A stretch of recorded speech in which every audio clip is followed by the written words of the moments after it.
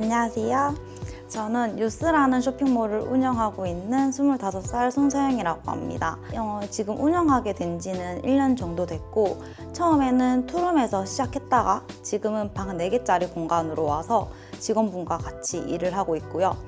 작년에 릴스 조회수가 총합이 4,900만 조회수가 됐지 싶어요. 근데 이게 릴스에서만 4,900만이고 다른 플랫폼들도 있어요. 고객님들 덕분에 숫자 08개 매출까지 그렇게 달성을 했습니다. 저는 창업하기 전에 성형외과에서 근무를 하고 있었어요.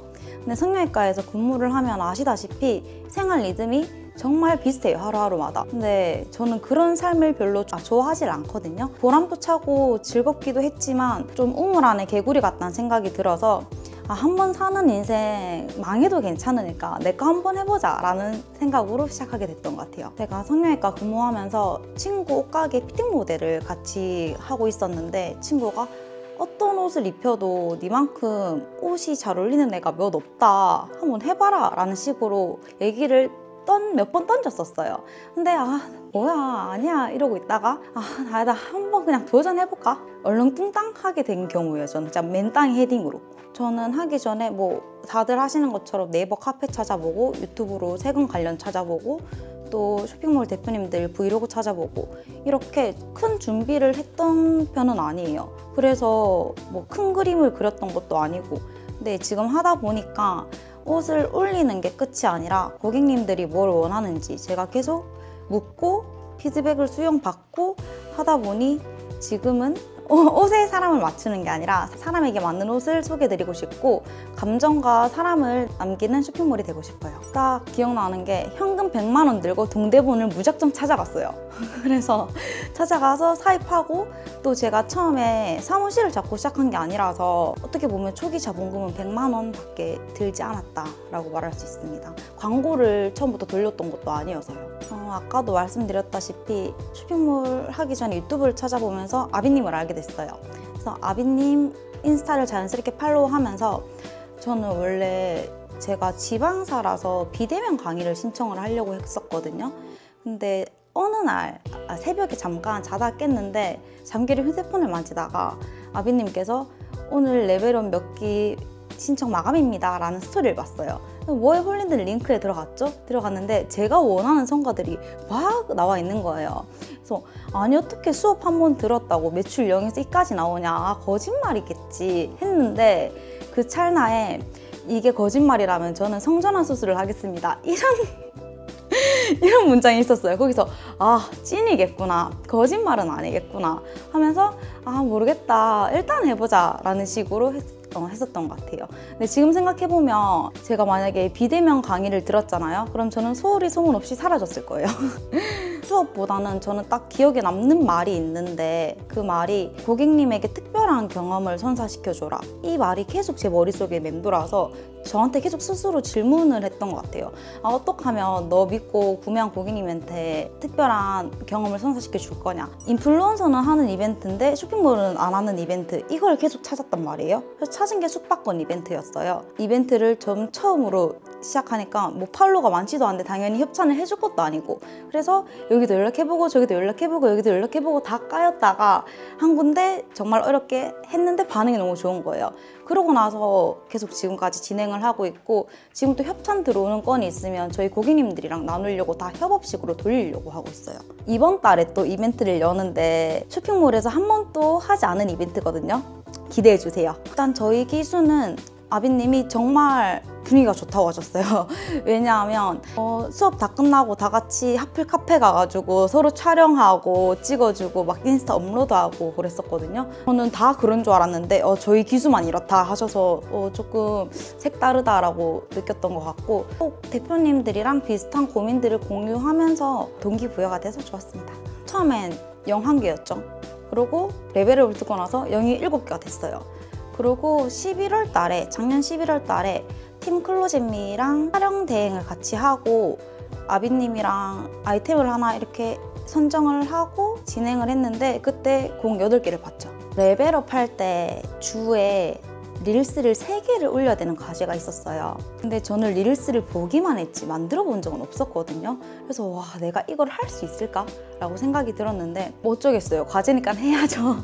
그래서 얼렁뚱딱 편집을 해서 올렸는데 생각보다 반응이 되게 좋은 거예요. 이걸로 인해서 구매가 일어나는 것도 신기하고, 그러고 지금 또 제 루틴 중에 한 개가 주에 릴스는 3개는 꼭 올리자거든요. 그리고 또 고객님들이 언니 릴스가 제일 재밌어요. 언니 릴스 따라올 자 없어요. 이렇게 말해주실 때마다 아, 레벨업을 통해서 내 숨겨진 재능을 찾았구나 라고 느끼고 있습니다. 그리고 또 제 생활 속에서 루틴 하나 잡힌 게 있는데, 레벨업 과제 중에서 매일매일 평일날 필사를 해서 단톡방에 올려야 됐었어요. 근데 저는 책을 읽어본 적이 한 번도 없었거든요. 이렇게 말하면 조금 부끄럽긴 한데, 필사를 처음 했는데 책에서 주는 편안함? 위로? 근데 이게 저희 그냥 쇼핑몰 책인데도 그렇게 위로가 되는 거예요. 그래서 재밌어서 계속 읽다가 레벨업이 끝난 뒤에도 혼자서 매일 책을 읽기 시작했어요. 그리고 스토리에 간간히 오늘 필사한 내용이라든지 필사하면서 느낀 점을 올렸는데, 저희 고객님들이 언니 오늘은 무슨 책 읽었어요? 언니 저도 책 추천해 주세요. 언니 이 책 한번 읽어보실래요? 하면서 서로 책에 대해서 느낀 점을 공유하다가 이거 근데 한 명씩 이렇게 DM 할 게 아니라 다 같이 나눈 게 훨씬 좋겠다 싶어서 저희 고객님들이랑 다 같이 독서 챌린지를 운영했을 정도로 독서가 루틴이 되었습니다.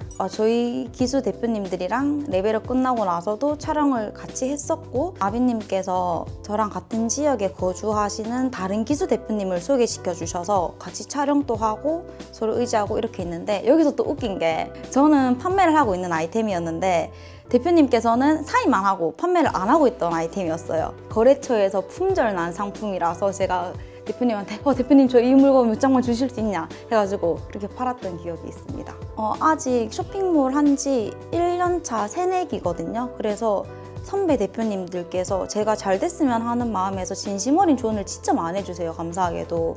그래서 거기에 대해서 배우는 점도 진짜 많고, 솔직히 쇼핑몰 대표님들을 서로서로 알기는 어렵거든요. 아비님 덕분에 대표님들이랑 친해지고 많은 도움을 얻어서 너무 좋습니다. 일단 저는 우선 바스트 큰 스트레이트 체형을 가진 여성으로서 제 몸을 되게 싫어했어요. 근데 저희 고객님들도 그렇더라고요. 저희가 가진 실루엣을 예쁘게 보여드릴 수 있는 옷들을 많이 소개해드리고 싶고요. 또 옷뿐만이 아니라 저는 일상 속에서 고객님들이 스스로 감사함이나 행복함을 찾고 주체적인 삶을 살 수 있도록 도와주고 싶거든요. 지금 또 도와드리고 있고, 저희 유호분들 고객님들이 저는 언니 스토리 보면 하루를 되새겨봐요. 그게 언젠지 모르겠지만 많이 힘이 돼요 라고 말씀을 해주셔서 아직은 많이 부족하지만 조금씩 가고 있지 않나 라고 생각을 합니다. 일단 크게 2가지가 있는데요. 일단 첫 번째는 뇌 빼고 일을 해야 되는 것 같아요. 이게 어떤 의미냐, 하기도 전에 나 이거 못할 것 같아, 무서워 이래버리면 저와의 신경전에서 저는 지고 들어간다고 생각을 해서 그 마음이 생각이 나기 전에 무조건 뇌 빼고 일을 하거든요. 그냥 실행으로 옮겨버려요.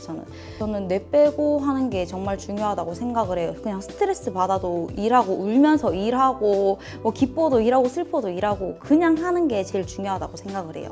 또 2번째는 고객님들이랑 소통을 진짜 정말 많이 해야 돼요. 왜냐하면 요즘 고객님들이 옷을 보고 사는 게 아니라 이 언니가 좋아서 산다, 아니면 이 언니를 따라하고 싶어서 산다, 이 마음이 저는 되게 크다고 생각을 하거든요. 감정을 들 수 있게 하는 거는 감정적 교류라고 생각을 해서 고객님들이랑 소통을 진짜 많이 해야 된다고 생각해요. 그래서 고객님들이 말씀해 주시는 건 제가 무조건 해야 되는 일이라고 생각을 하고 있고, 모든 고객님들이 MBTI 대문자 E가 아니거든요. 그래서 뒤에서 조용하게 응원해 주시는 분들도 엄청 많아요. 그래서 그러기 위해서는 제 가치관을 누가 묻지 않아도 그냥 스토리에 이렇게 계속 올리고, 아까도 조금 말했지만 저는 바스트 있는 스트레이트 체형으로서 옷을 조금만 잘못 입어도 엄청 부해 보인단 말이에요. 저는 청소년 때부터 제 몸이 싫었어요. 그러면서 추구미는 자연스럽게 제 몸과 반대인 아이브 원영님, 이치 유나님, 이렇게 뼈대 작고 마르고 여리여리한 이런 분들이 엄청 좋았어요. 그러다 보니까 저랑 비교하고 저는 제 몸의 단점밖에 안 보이는 거죠. 그래서 단점을 커버하는 옷들로만 계속 고객님들에게 소개시켜드리고 코디를 하다 보니까 항상 메리님이랑 유코치님이 유스 코디 너무 아쉽다, 진짜 코디 이거 아니다 라고 많이 말씀을 해주셨거든요. 근데 저는 깨달지 못했어요. 왜냐하면 저 몸이 안 예쁜데 왜 자꾸 저 몸을 못 살린다고 생각하지? 이렇게 생각을 하고 있었는데 제가 필사를 하다가 이런 구절이 있었어요. 너가 너 자신을 타인을 보는 시선으로 점수를 매기는데 그게 정말 행복한 인생이냐? 이런 구절이 있었는데 이때 머리를 딱 한 대 맞은 것 같더라고요. 아, 맞네. 나는 내가 원하는 내 시선으로 내 몸을 보고 계속 비교를 하고 있었구나. 이게 진짜 내 삶의 주인공이 내가 맞을까? 아, 내 삶의 주인공을 타인으로 두고 그 사람과 비교하면서 날 갉아먹는 게 그게 내 진짜 진정한 삶일까? 라는 생각을 하면서 딱 거울 앞에 섰죠. 근데 몸이 예뻐 보이는 거예요, 생각보다. 그렇게 생각을 하고 보니까 생각보다 너 몸 예쁘네 라고 생각이 들었는데, 자 이제 진짜 정말 중요한 게 제가 계속 단점을 커버하면서 코디를 했는데 장점을 살리려니까 이게 너무 어려운 거예요. 그래서 지금 뭐 장점을 살려줄 수 있는 원단감이나 디테일, 이런 실루엣들 옷을 찾고 있는데 그게 조금 많이 힘든 것 같아요. 일단 제 소통 창구는 DM이랑 스토리 무물창인 것 같아요. 그리고 저는 레벨업 당시에 유코치님이 저한테 고객님께서 옷을 받아보시고 사후 문자를 보내라고 하셨거든요. 그래서 저는 사후 문자를 한 분 한 분씩 수기로 다 보냈죠. 뭐 예를 들면 안녕하세요 땡땡님, 뉴스입니다. 주문하신 땡땡 상품은 잘 받아보셨나요? 보내면 답장이 와요. 잘 받아봤다. 그러면 저는 뭐 불편하신 점은 없으셨는지, 뭐 궁금하신 점은 없으신지, 그리고 이 옷을 어떻게 구매하시게 됐는지 구매 동기도 다 여쭤보고, 그러면서 플랫폼에서 구매하신 고객님들은 자연스럽게 인스타로 넘어오게 만들었던 것 같아요. 지금은 손가락이 너무 아파서 손가락 문자는 졸업을 한 상태고요. 저는 아까도 말했다시피 그냥 하는 게 제일 중요한 것 같아요. 당연히 성과가 나올 때도 있고 성과가 안 나올 때도 있는데, 안 나온다고 해서 멈추면 진짜 끝이거든요. 그래서 그냥 자기 페이스대로 유지하면서 그냥 아무 생각하지 말고 앞만 보고 가는 게 제일 최고라고 생각을 해요. 아무 생각하지 말고 그냥 스스로를 조금 더 믿고 그냥 합시다. 화이팅!